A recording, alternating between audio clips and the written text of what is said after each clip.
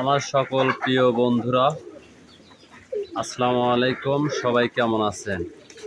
তো আলহামদুলিল্লাহ চলে আসলাম আজকেও আরেকটি নতুন সুন্দর ব্লগ ভিডিও নিয়ে।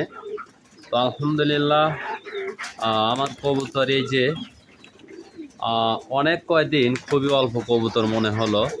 তো আলহামদুলিল্লাহ অবশেষে মোটামুটি 8 পিস বাচ্চা বের হয়েছে। তো আমি বেবিগুলো আসলে এখনও উঠাইতে চাইছিলাম না, তো এর মধ্যে থেকে একটু সেফ জায়গাতে হওয়ার কারণে আমি 8 পিস বেবি যখন হয়েছে তো আমি সেই বেবিগুলোকে রেখে দিয়েছি। আলহামদুলিল্লাহ খুব সুন্দর বেবিগুলো হয়েছে। বেবিগুলো সবই বাইরে আছে।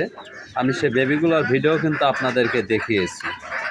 তো এখন মোটামুটি কবুতর আবার একটু চোখে ধরতেছে। ইতিমধ্যেই কিন্তু আমার অনেকগুলো কবুতর কিন্তু আসলে হারিয়ে গেছে এবং কি হয়েছে এটা কিন্তু আপনাদের প্রতিটা ভিডিওতেই কিন্তু আমি বলে থাকি। তো সব মিলেই এখন যে অবস্থানে আছে আলহামদুলিল্লাহ খুবই ভালো আছে, মাশাআল্লাহ।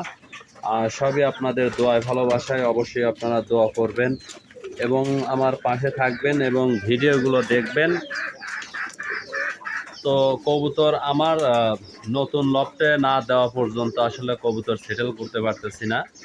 তো সবগুলো কবুতর সুন্দর পরিবেশ করব তখনই, যখন আমার ওই নতুন লফটে কবুতর উঠাইতে পারবো। তা এখনও সেটার কাজ আসলে কমপ্লিট হয় নাই, তাই আপনাদেরকে আমি দেখাইতেও পারি না। তো যাই হোক, সেটা যখন কমপ্লিট হয়ে যাবে, ভিতরে কি সিস্টেম করি, কি অবস্থান, সেটা আমি আপনাদেরকে অবশ্যই সে ভিডিওতে শেয়ার করব। সবাই ভিডিও দেখবেন, সাপোর্ট করবেন এবং সবাই সব সময়ের জন্যই পাশে থাকবেন। এই যে আমার কবুতরগুলো, আর এখানে এই যে মোটামুটি এই 1 পিস বেবি একটু নিম হয়েছিল। তো বেবিটাকে আসলে এই যে দেখুন, ঠোকায়া ঠোকায়া একদম ঠোকরে ঠোকরে এই যে কি করেছে, এর ফোরে টোরেও একদম উঠিয়ে ফেলছে।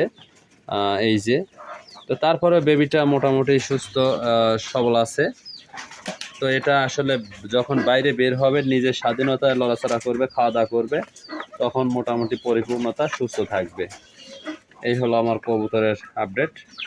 সকলেই ভালো থাকুন, সুস্থ থাকুন। আসসালামু আলাইকুম।